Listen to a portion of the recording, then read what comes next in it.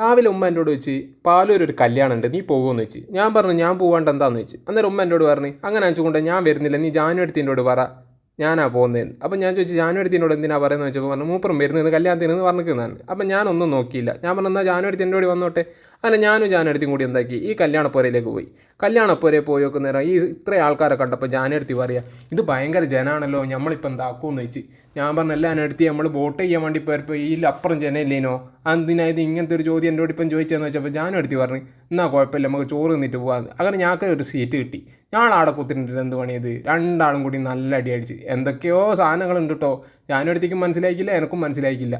ഞങ്ങൾ സാധാരണ മലയാളികൾ കഴിക്കുന്ന മാതിരി ബിരിയാണി ഉണ്ടോ എന്നൊരു ചോദ്യം. അതും കഴിഞ്ഞ് ഞങ്ങൾ ലേശം മുന്നോട്ട് വന്നവിടെ ബേക്കറി സാധനങ്ങൾ നമ്മൾ ഈ സാധനങ്ങളൊക്കെ കണ്ടപ്പോൾ എന്താണ് ഇത് ഞാനെടുത്ത് എന്നോട് പറഞ്ഞു വൈകുന്നേരത്തേക്ക് ഇവിടുന്ന് കുറച്ചും എടുക്കാൻ തന്നെ.